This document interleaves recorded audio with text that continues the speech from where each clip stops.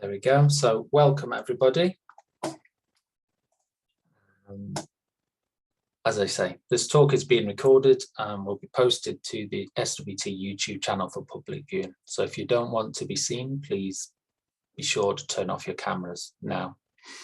And you'll notice that you're all muted so that our speaker can give his talk without interruption. First, I should have introduced myself. My name is Guy Harewood. I'm chair of the Stirling and Clackmannanshire local group of the SWT. So in a moment, I'll hand over to Jack, who's giving the talk this evening. But firstly, I just wanted to go through a few things to let you know how it's going to work. As I say, it's being recorded and you'll all be muted. So if you do have any problems or comments, please post these in the chat section. I'll keep an eye on this along with my fellow committee members, Michael and Melissa, who I think have already said hello to everybody in the chat. And if you have any questions for Jack, please post these in the chat section too. And if you begin by putting a Q and then a colon, then we'll know that it's a question. We can dig out questions anyway, but it just makes it a little bit easier for us. So, okay, on to tonight's talk. So for anybody that doesn't know our speaker, I'll give a quick introduction. So Jack Wootton is a freshwater ecologist and eel specialist for the Forth Rivers Trust. His position within the trust means he is primarily, his work consists of ecological clerk of works, but he's also allowed to develop projects for the trust. Jack has worked in freshwater conservation for a number of years now with a particular focus on rare and unloved species. He founded the Forgotten Fish Project, which he'll talk about tonight, which focuses on the critically endangered European eel and highlights the species that gets little attention and even less conservation focus. And as well as freshwater, Jack has worked with orangutans and other primates. I don't know if that'll be in his talk this evening, but he's always drawn back to the water, he says. So there are a couple of things I need to do to make the talk run smoothly. So I will do that now, and then I will hand over to Jack to begin speaking. So firstly, let me lock the meeting. Okay, and then I will now hand over to you, Jack, so that you can do what you need to do as soon as I remember how to do that.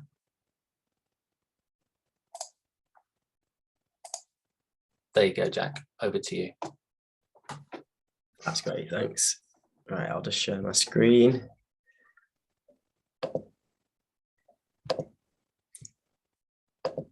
Okay.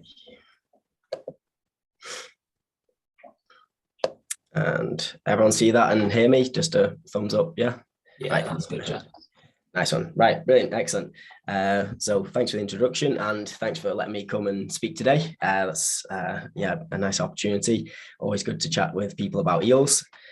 So as said, my name is Jack Wootton. I work with the Forth Rivers Trust, and I'm going to be talking to you today about the Forgotten Fish Project, which is something that I developed to focus on the European eel. So the Forgotten Fish Project. These are some sort of background bits that I wanted to just go over to first sort of set the scene as to why a project like this would be needed and why I would focus on freshwater conservation, and then I'll delve into the eel a bit more.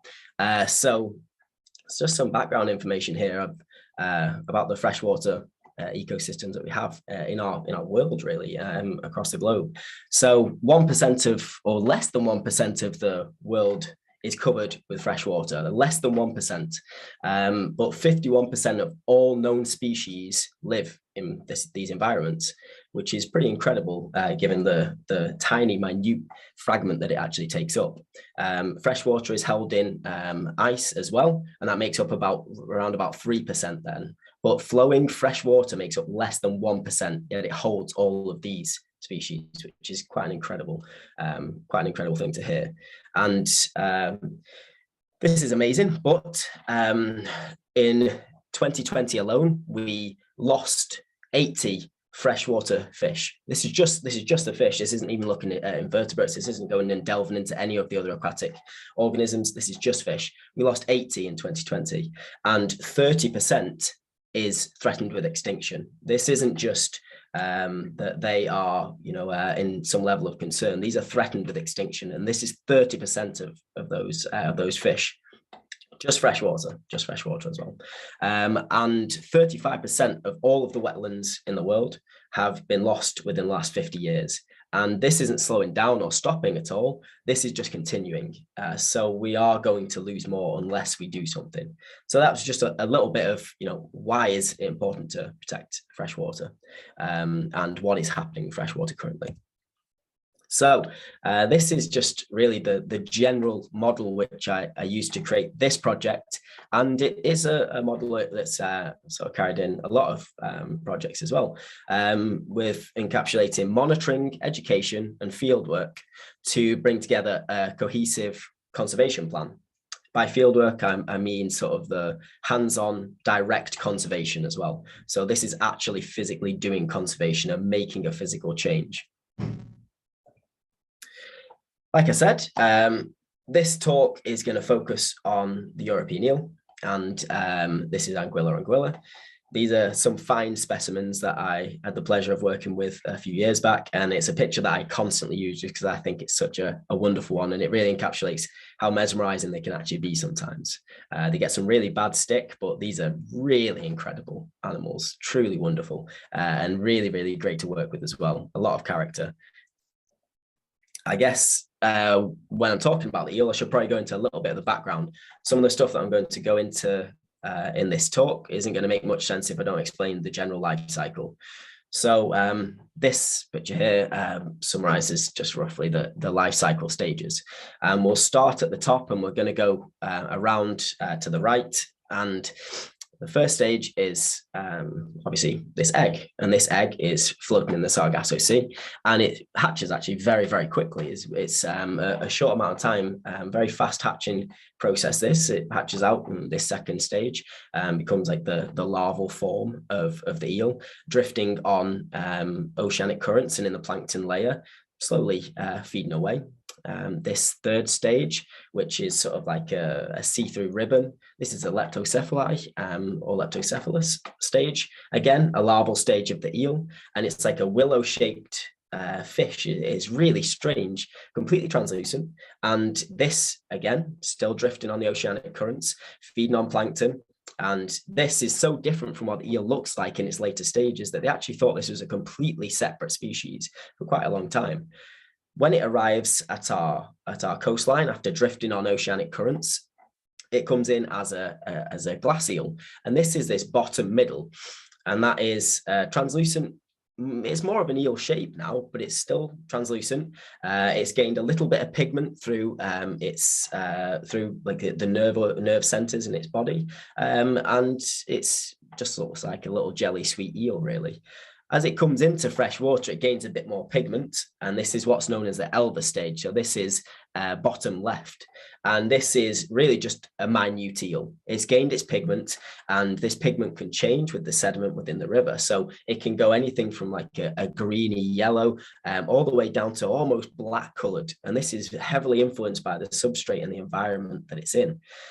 This stage grows on in the yellow eel phase. This is the far left, and this is the longest stage of the eel's life, the longest life stage in its life cycle. This can be decades long. Within Scotland, 7 to 14 to 20 years is fairly common, but eels have been known to live for 60, 80 years. Sorry, there's a bit of a timer on my presentation. It might skip forward a bit sometimes.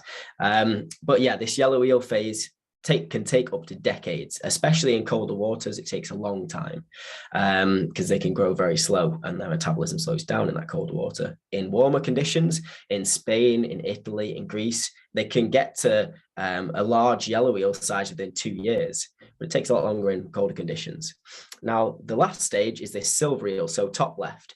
You can see that it's a silver eel when you have one in your hands, or when you have the sort of the pleasure of actually looking at one up close, because it has like a silver belly, a metallic silver belly, and an almost jet black back.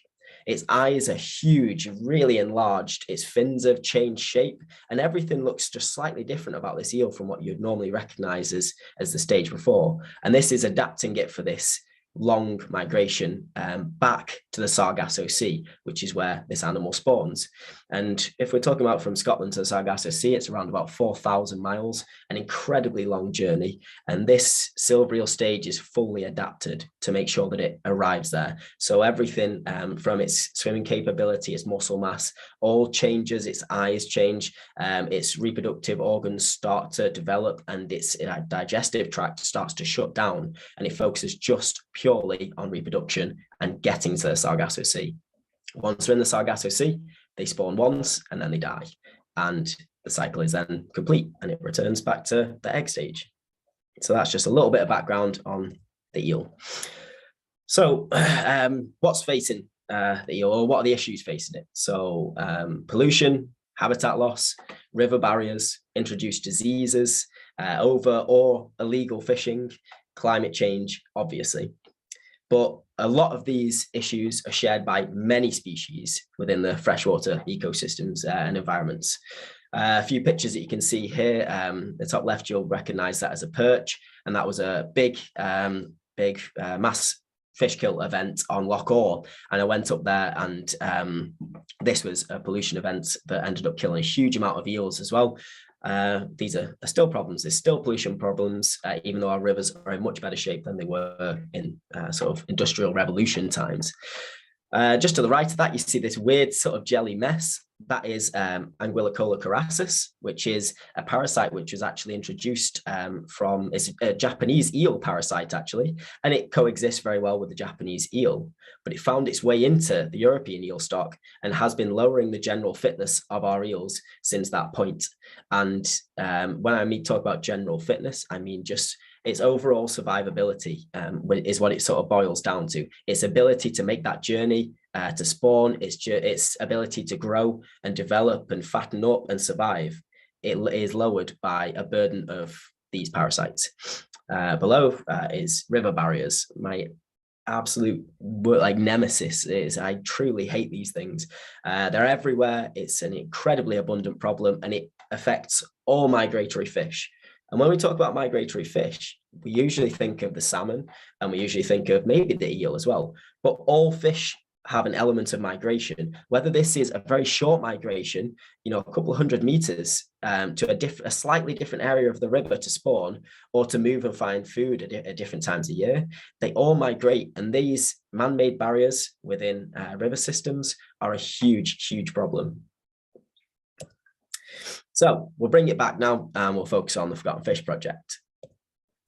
So generally, the aims of the Forgotten Fish Project were to transfer traditional conservation techniques. I'll go into these a bit later. You can see one of them behind this little rope thing that I'm holding, and teach new skills and develop confidence. And these were usually working within marginalized groups, but absolutely everyone was included. We wanted to give a sense of ownership back to the communities that we're working within, so people could see their local river and have a vested interest in it, really. And promoting hands-on conservation is really what it comes down to as well. You need to get something done. You can't just talk about it. You can't just have a public awareness campaign. You can't just focus on just education. You have to get in the river and actually do it. You have to do that. And obviously, it goes without saying, we're giving the European eel a helping hand. So the Scottish Eel Project comes in as it started as a slightly separate project, really, but it got encompassed and brought into the Forgotten Fish Project. So I developed these as slightly different projects, but they ended up just all coming under the banner of the Forgotten Fish Project. But this was it was two distinct projects because this was slightly different. So this was looking at data, and this was looking at developing our understanding. So we had a really limited, and we still do have a very limited data set with regards to eels in Scotland. But I wanted to develop this further and trial new methods of collecting the data, looking at a couple of rivers along the way to sort of try and create this, this standardized protocol, look at some of the other habitats for other stages like the yellow eel, and then also get some hard facts about the implications of river barriers. Like I said, this got brought into the Forgotten Fish project though, and this was part of the monitoring, education, and the hands-on conservation element that I talked about before, which is displayed in this. So bringing these two projects together meant that I could hit all of these targets, and it was much more streamlined to have that conservation focus. So the direct conservation side, which is always going to be my favorite. I love to be in rivers. I love to actually physically see things change over time. So the hands-on conservation is usually the big draw for everyone as well. This, like I said, I hate river barriers. I absolutely loathe them. A lot of them are have no purpose whatsoever. You can see a huge barrier on this picture here. And this one actually has a function. This is holding back water into a reservoir, but it doesn't need to be impassable. We can make that passable. There's all sorts of ways that we can allow fish to move into these areas. And yet we still have got so much of our water that is unobtainable for fish. A quick sort of, a quick bit of, some quick figures here anyway. 42,670 hectares of habitat is lost for the eels. This is just due to large barriers that have held back the eel from accessing key habitat. And there is 1.2 million barriers in Europe alone. And to think of this as, you know, it takes quite a while to sometimes fix these barriers or to remove these barriers. And to have 1.2 million of them spread across Europe just shows the magnitude of the problem. Within conservation, we can't focus on everything, but this is something that we should definitely focus on. And this has always been heavily influencing my work. So river barriers, you can fix them by creating a fish pass. You always, without a doubt, every single time, you would want to remove the barrier if possible. That is what everyone should be aiming for. The fish pass is never the first solution, and it never should be. And as we go forward, we're seeing more and more people turning away from the technical fish pass solutions and going towards barrier removal. And that is what we should be focusing on. But there are a few examples, and some of these are great examples, some of them are awful. On the left here, this is a rock ramp, the Howden rock ramp, and a superb fish pass. This is as good as you can get, I personally think, if you're going to build a technical fish pass.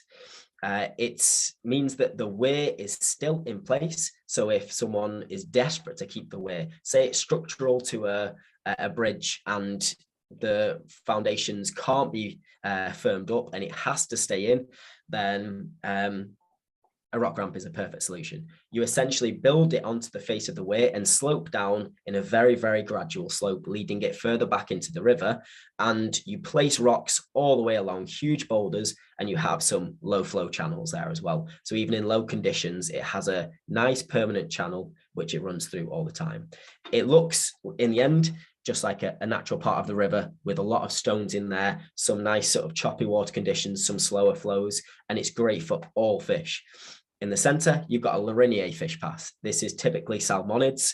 It's fast flowing, it's got baffles within it, and it needs fish to have a burst capacity to swim through very, very quickly. I personally don't really like these type of passes because it's selective about what gets through. I feel like if you have a fish pass, it should allow all fish through. It should be passable for all fish.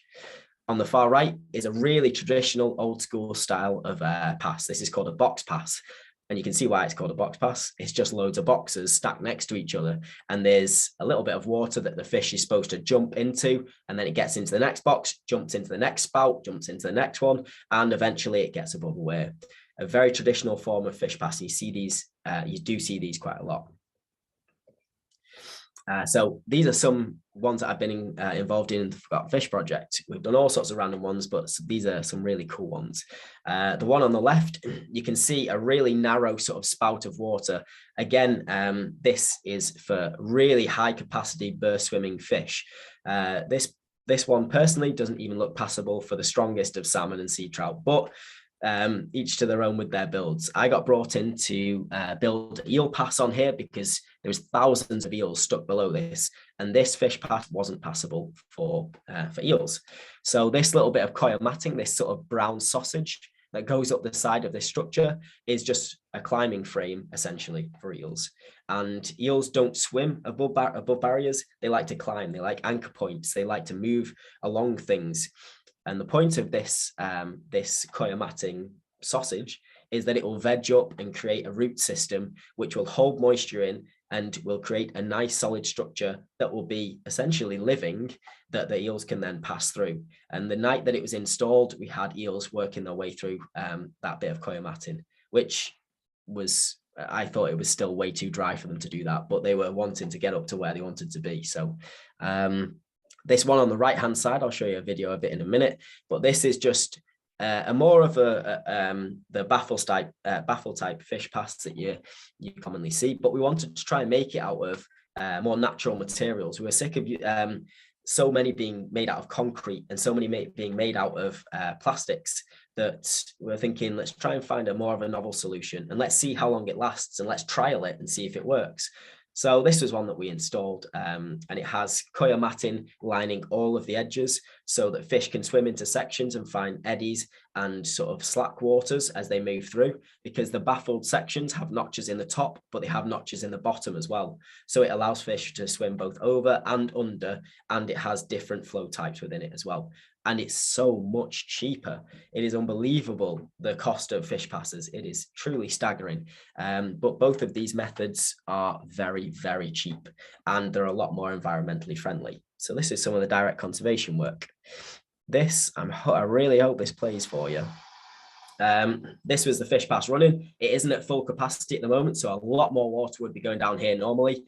But this is essentially what it looks like, and that is the weir that is next to this structure that we wanted to try and alleviate the pressures on that river. We know that fish were getting up to it, and fish weren't getting above it, apart from historic populations of trouts there.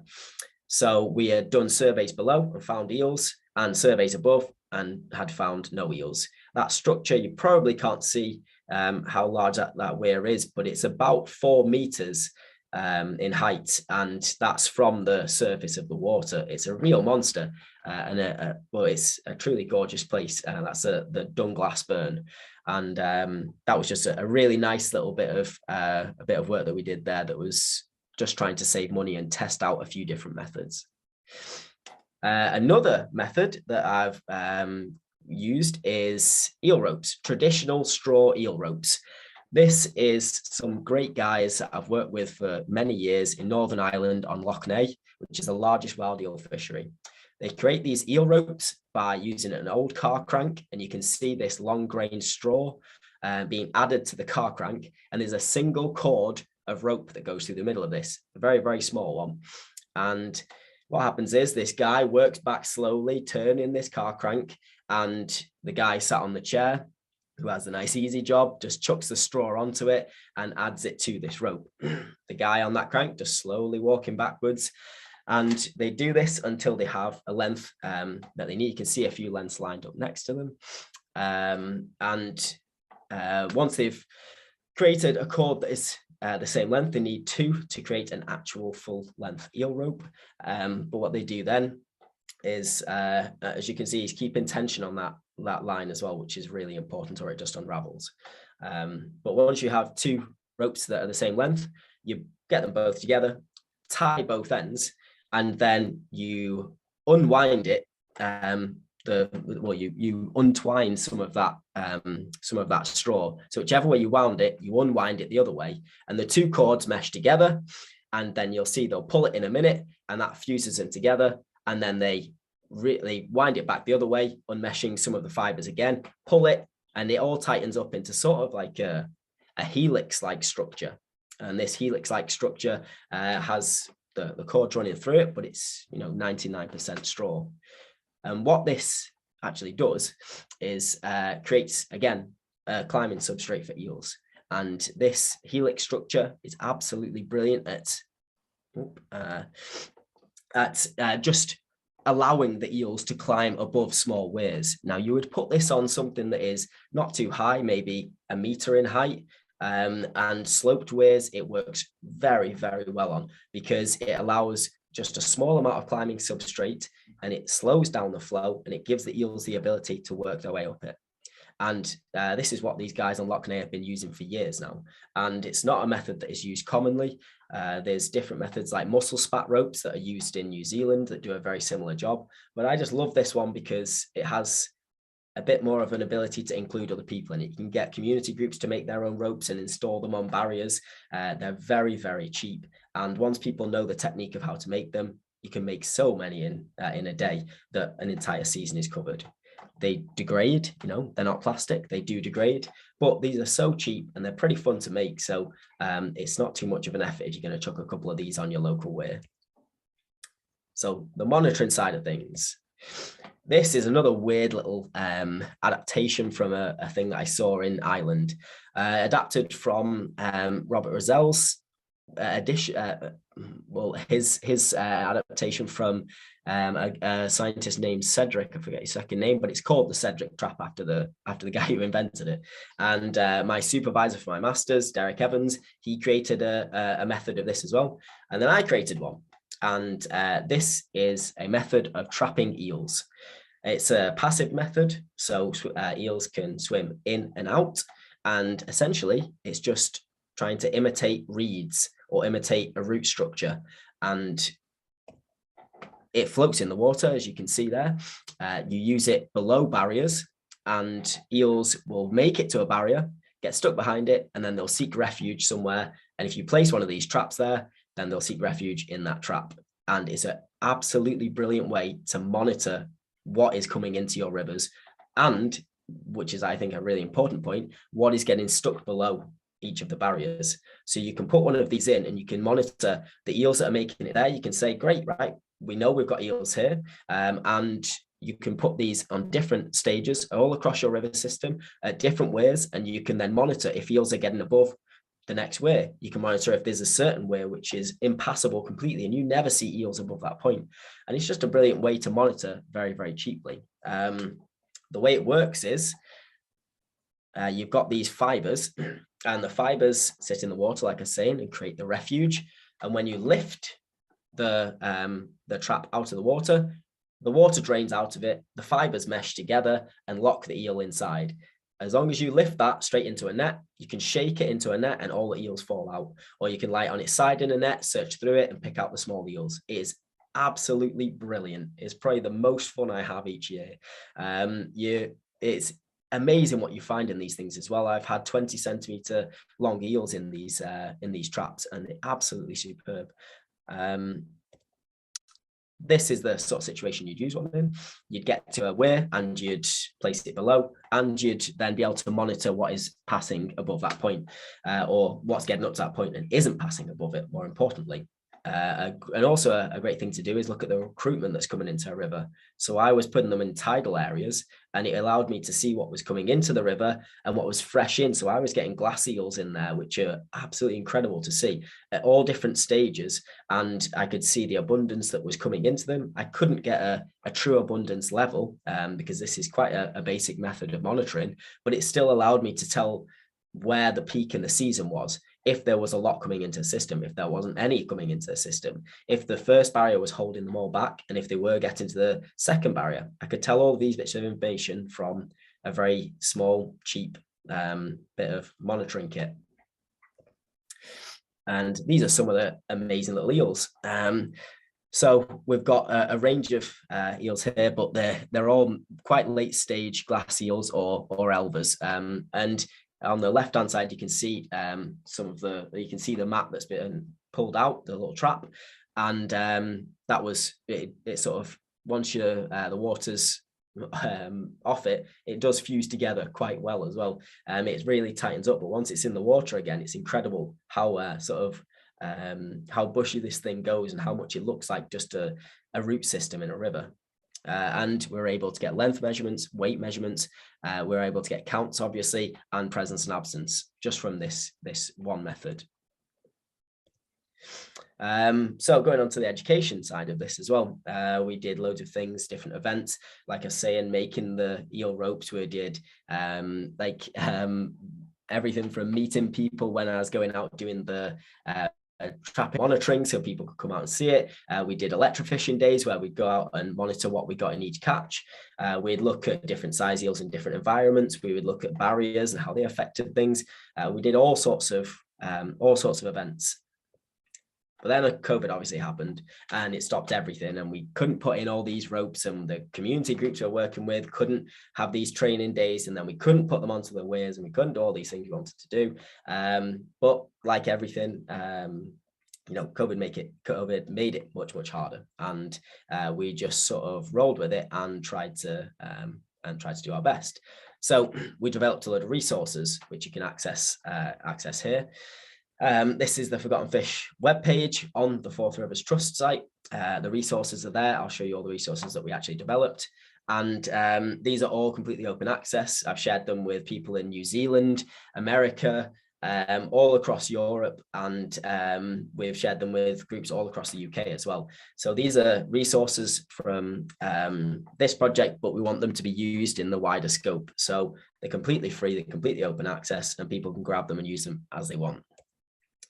So to go through some of them, the European eel life cycle, a completely ridiculous life cycle, very, very, very complex. I went through it in like a flash, and it pains me to do it so slowly because there's so much wonder in this life cycle that people absolutely love to hear about, because there's so every single stage is so odd and ridiculous that it shouldn't exist.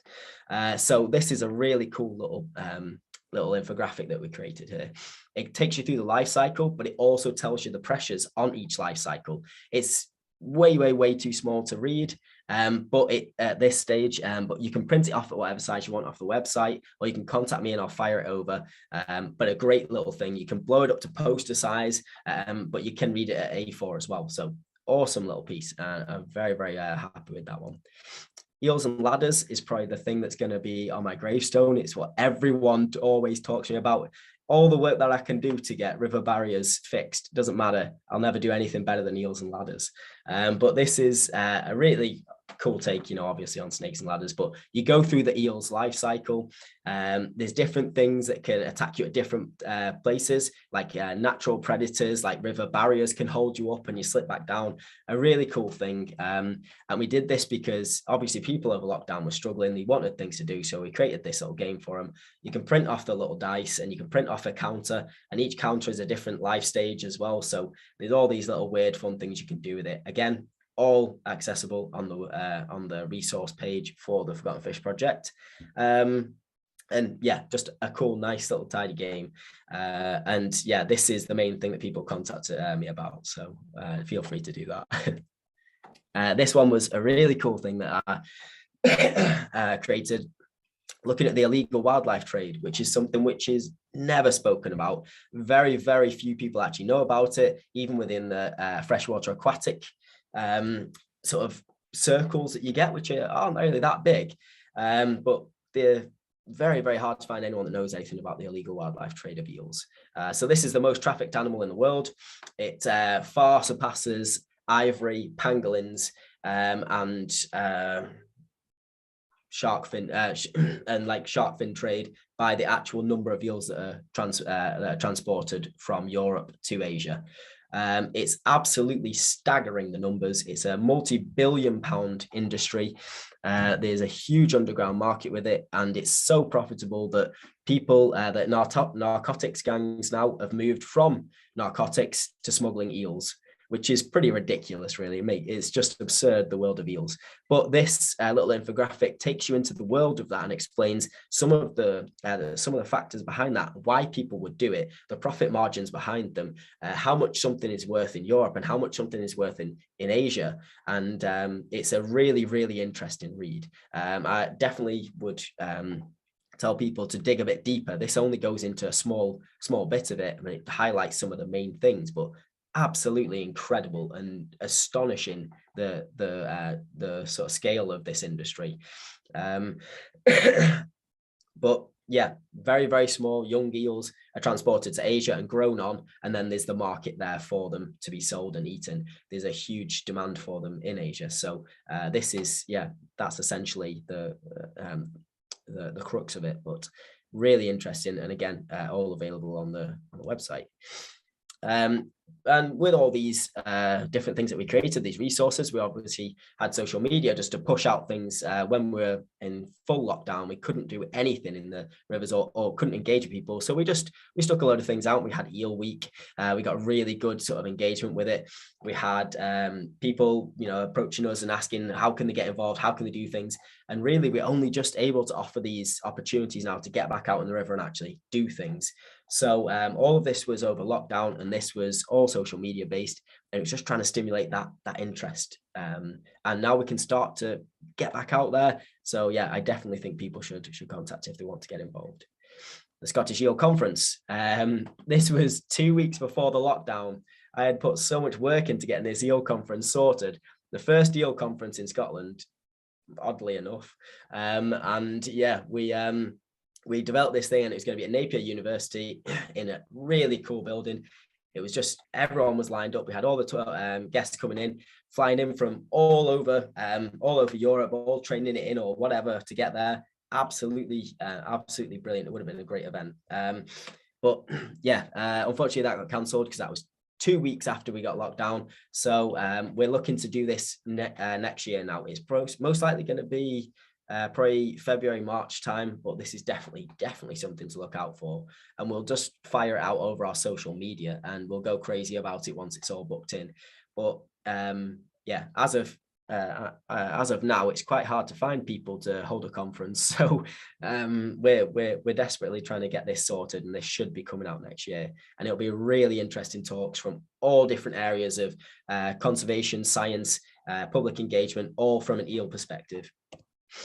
The wildlife crime, which I touched on obviously with that infographic. We've done some bits of work with the Scottish Police, and we've done a few we're arranging some sort of training days with them as well. The level of sort of eel crime, which sounds absurd, in Scotland is not very well known. But there was, I believe it was maybe 2 years back now. Time just sort of goes crazy with all of the lockdown and everything, but it was 2 years ago now. There was a guy who got arrested in the south of England for smuggling more than 5 million eels to Asia from the UK, and they were brought over from different parts of Europe, but they were brought into the UK and then they were smuggled out to Asia, and he made millions of pounds.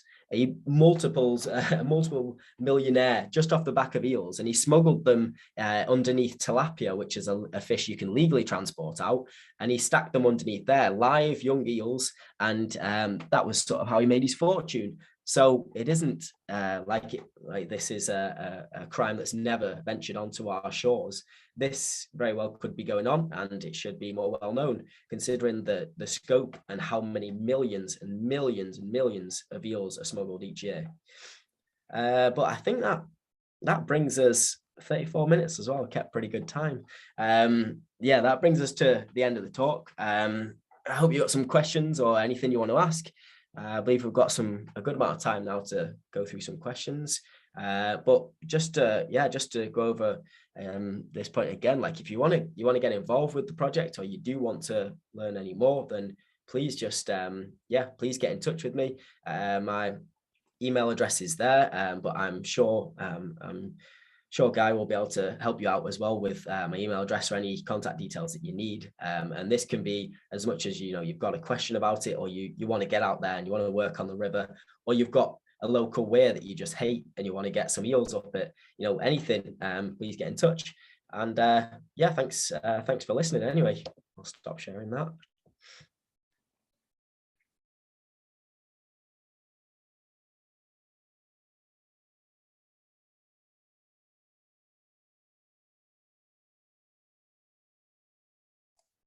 Okay, I should be back in control. Thank you. Thanks for that, Jack. That was really, really interesting.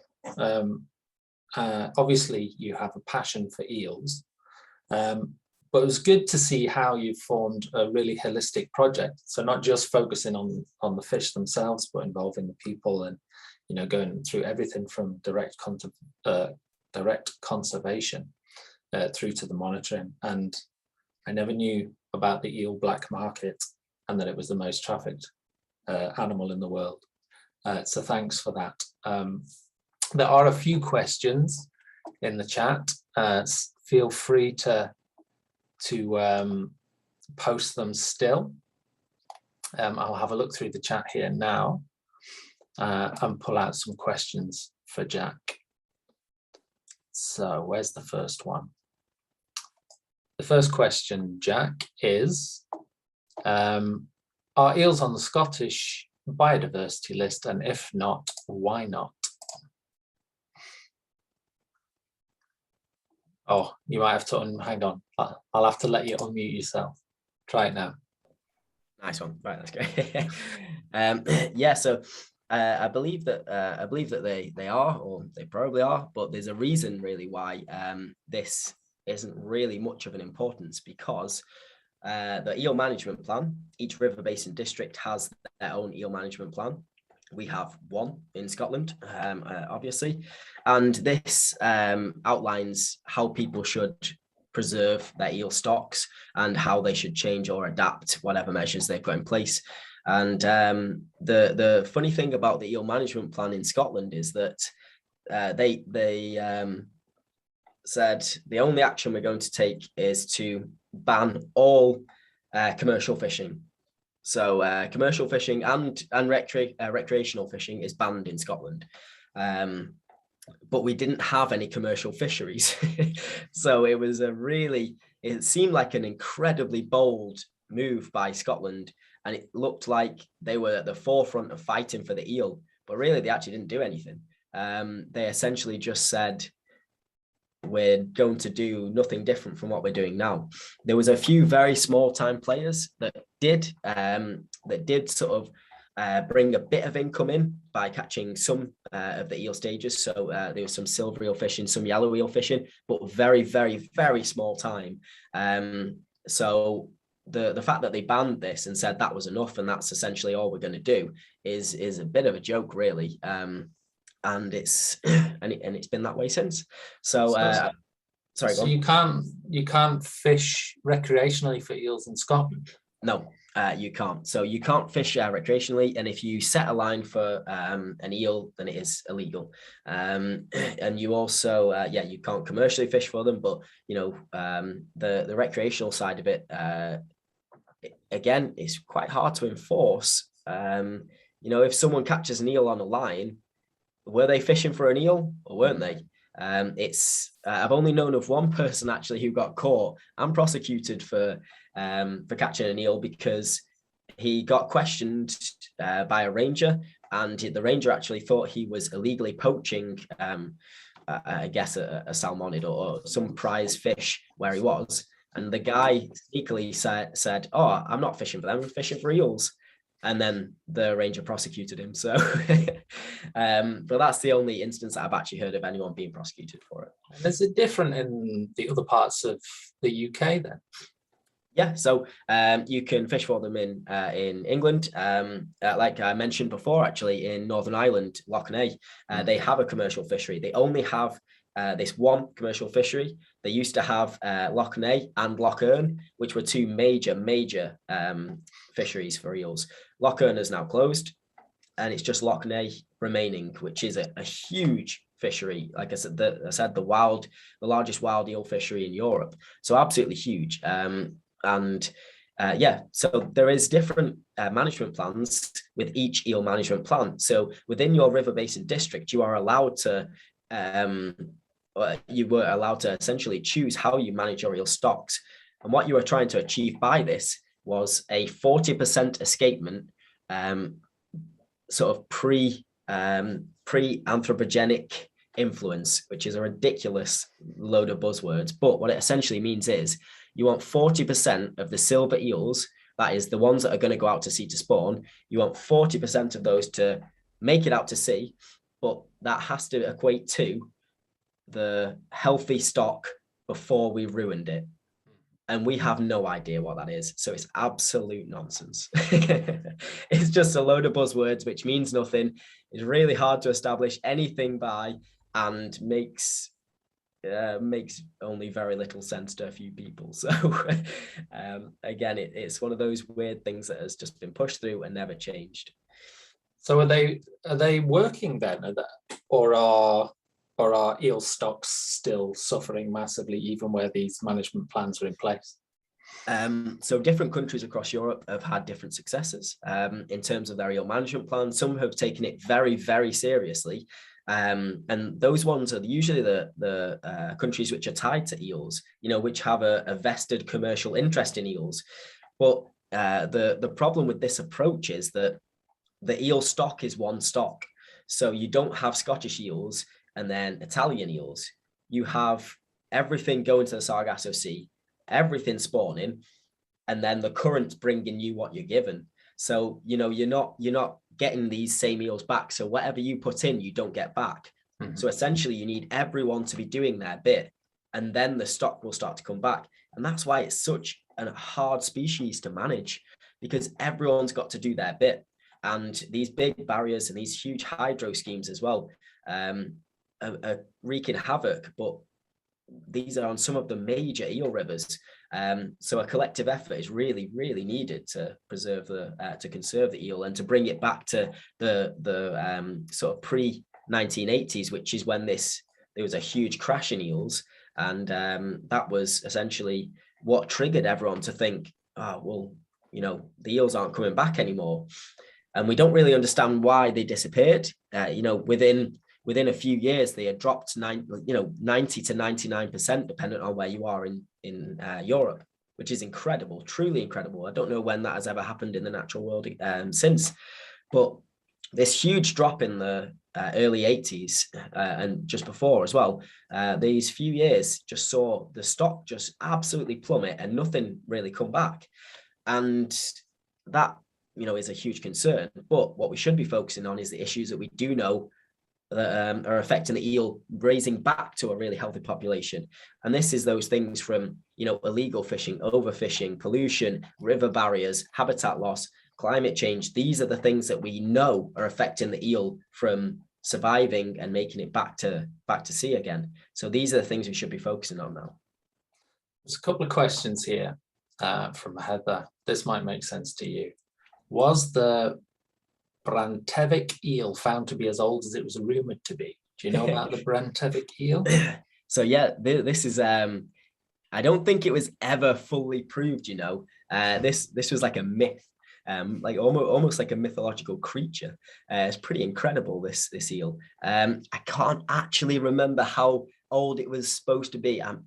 It was 155 years, Heather says. How many, sorry? 155, Heather said. Right. So I knew it was 100 plus, but I didn't want to give an outrageous figure, but that is pretty outrageous. So that was, it was never proved, never disproved, but there's been a few cases like that, very, very similar, where someone's had an eel in a well, someone's had an eel in their pond, someone's had an eel in wherever, and they've kept it, and it's said it's gone through years and years and generations, and I think the oldest one that's actually been proven was in its 80s. Don't fully quote me on that, but I believe that was the oldest one that we have actual proof of.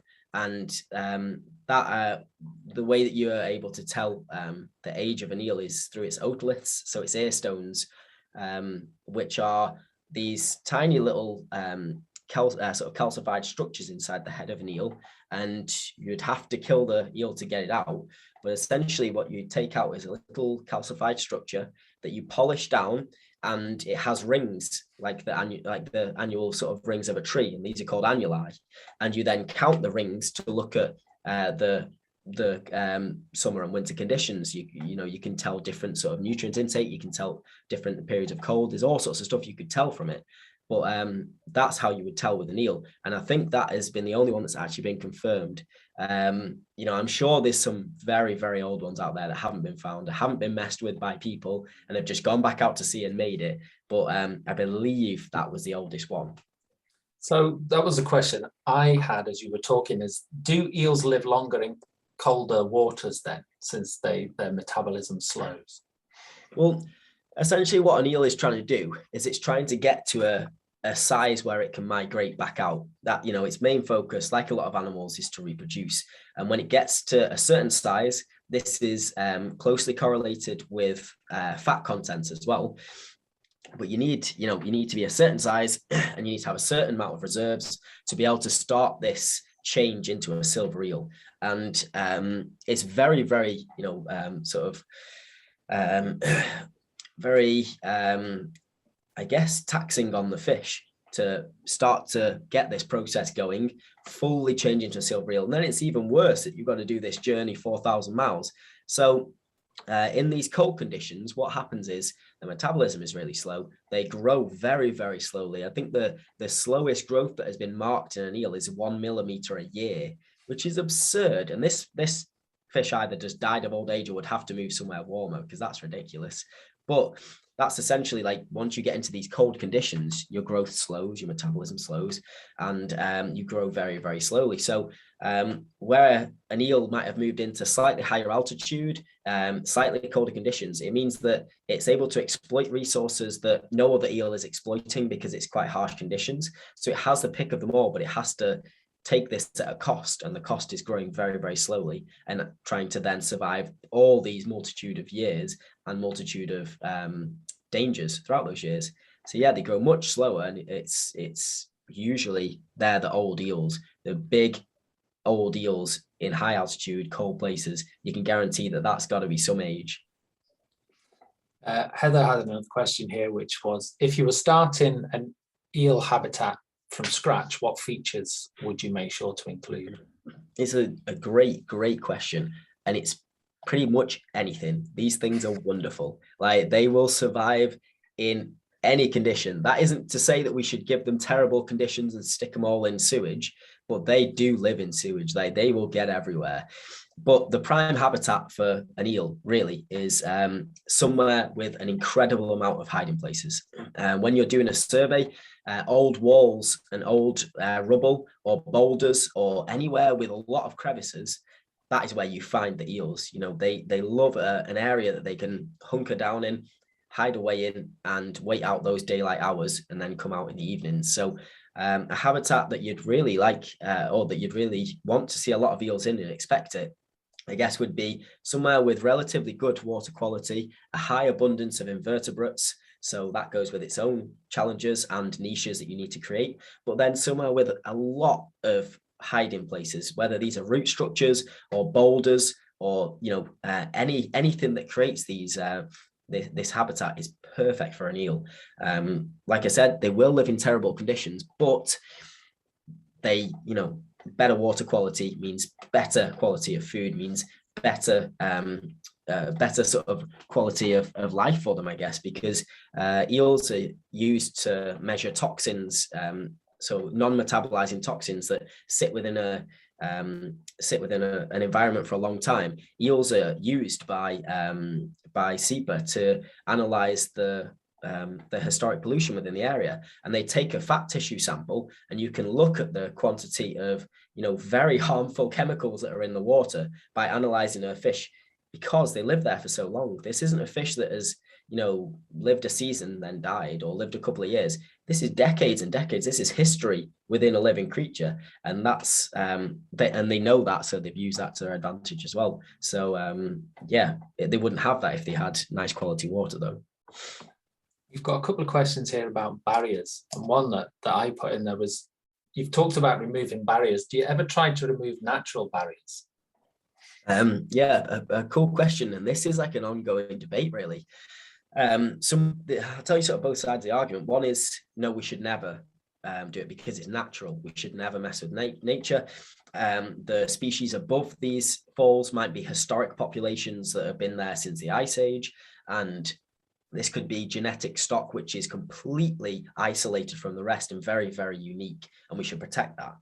And then the other side of the argument is, well, there isn't enough habitat now available. We've degraded it, we've drained it, we've removed it, we've straightened it, we've canalized it, we've everything we could possibly want to do wrong, we've done to a river.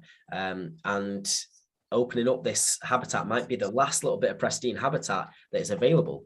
So in certain cases, people have opened them up, and other cases, people have said, no, this is a natural process. So it's very much a specific location-based call, right. And I wouldn't sway one way or the other. I would have to see, what it was, but it's actually quite hard to keep an eel out of somewhere. If it's natural, there's usually a way for an eel to get up, because the natural formations of the rock create some nice sort of areas where the water eddies, or moss has grown, or, there's all sorts of things that they can exploit there. So that's usually not too big a problem. Question M asks, what about beaver dams? I guess that's a pro and con question. Are they a help or a hindrance? Oh, massive help. Yeah, huge help. So an eel will be able to get through a beaver dam, no problem whatsoever. As a lot of people know that eels can get over dry, they can get over wetted land quite easily, no problem. But beaver dams are leaky. They're a leaky dam in a sense, and they're absolutely great for eels, because like I was saying with the ability to put structures or put things in there that would increase the hiding places for an eel. A beaver dam is perfect for that. It's essentially just a massive hiding places for an eel. So I can imagine doing a survey on the back of a beaver dam would be absolutely brilliant for eels. There's a question here from Mel Fox, who says, is there a good information resource on types of fish passage? I am involved with a project looking at installing one on a low weir and would be very interested in the alternatives to concrete.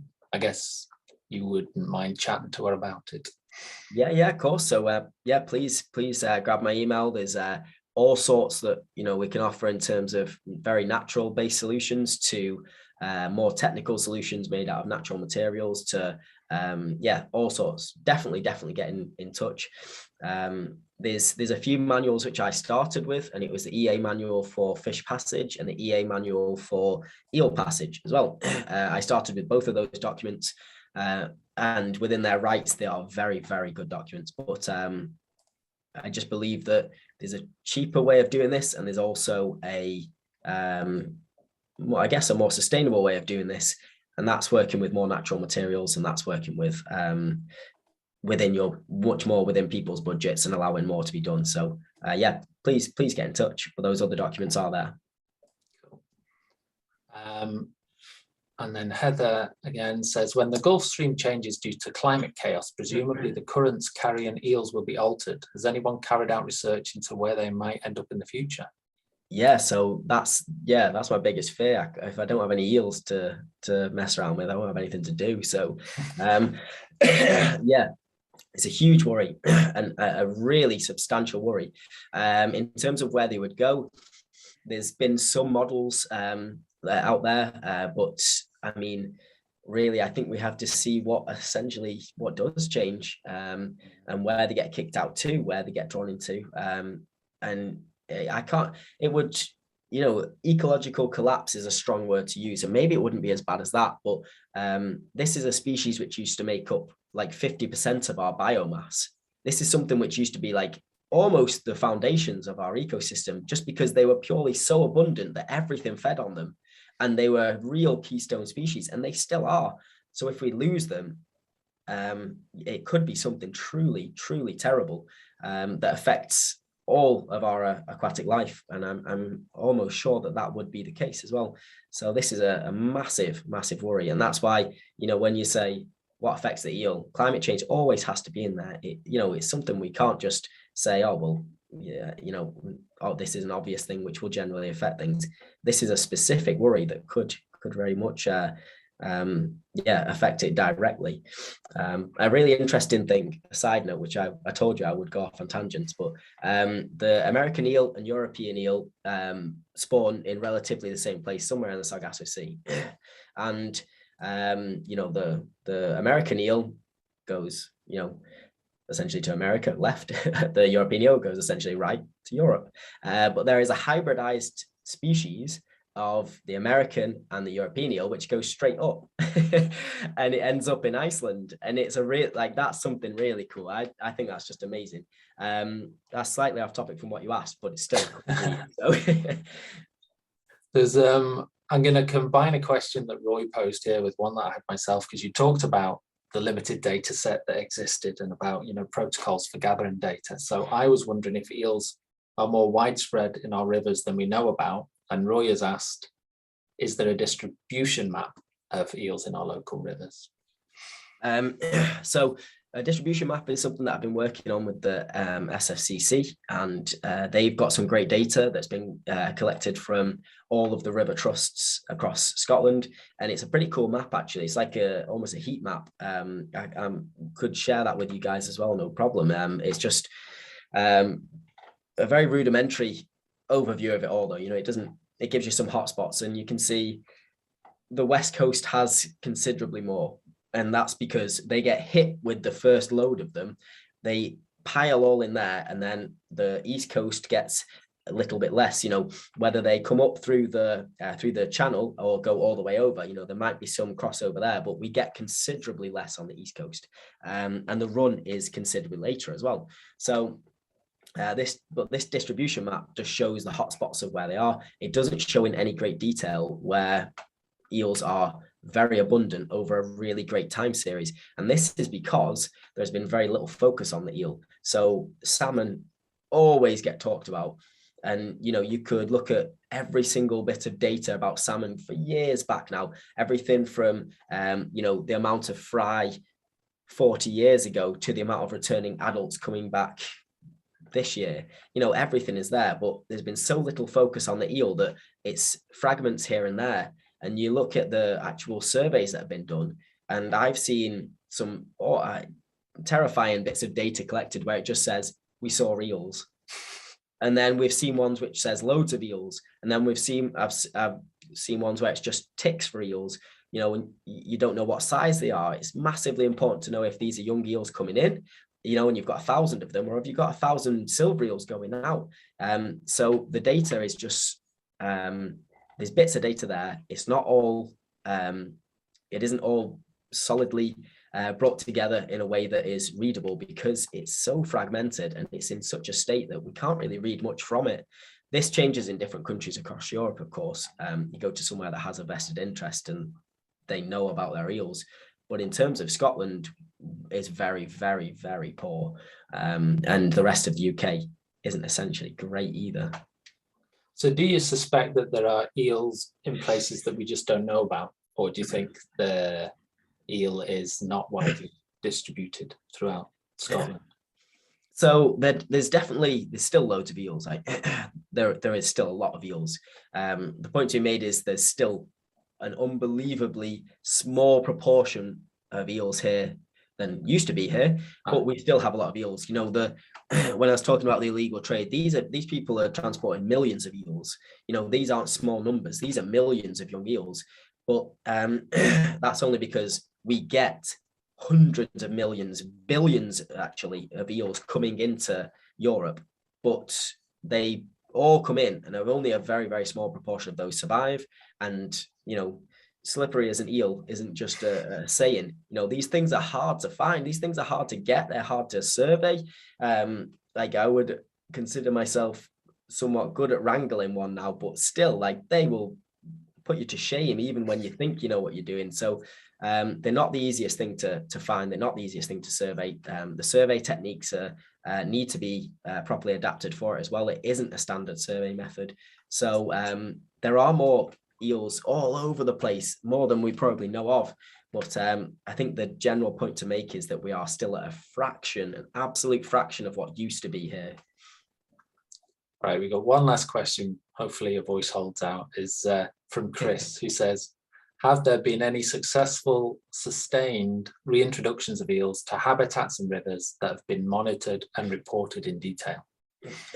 So there has been some stuff done, I believe it was in Germany, where they did a reintroduction program. There's a really wide sort of reintroduction and stocking program within Lough Neagh. They purchase eels from all over Europe, as well as do a trap and truck process where they drive down, catch loads of eels that are stuck at the barriers, and then drive them up to the loch and then put them in. So there's all sorts of ones that they put in. In terms of the actual assessment of the survivability and the quality of stocking eels, it's still underwhelming. It's harsh to say maybe it's completely underwhelming, but it's very limited. There's some papers which allude to it works, it doesn't work. It hasn't been conclusively proven. And I guess a point to make is that all these different river systems, all these different catchments, all these river basins are all very, very different.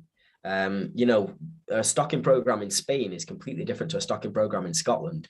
So this changes to an enormous degree, depending on where you are. And then also how you source these eels. Are you shipping them, a couple of 100 miles, or are you getting them from down the road and you're shifting them over into a river? I have no doubt that if a river was, reconnected and it was completely, biologically dead and the invertebrate life got going and you stuck some eels in there, it'd be fine. And they were from the adjacent rivers, they were all, well acclimated, it would be okay. But in terms of full stocking programs and commercial level programs, there hasn't been conclusive evidence that it does work. Brilliant. Thank you. Thank you very much, Jack. That is all of the questions, and there were a few, so that is good. Yeah, thank you. I'm going to stop the recording now.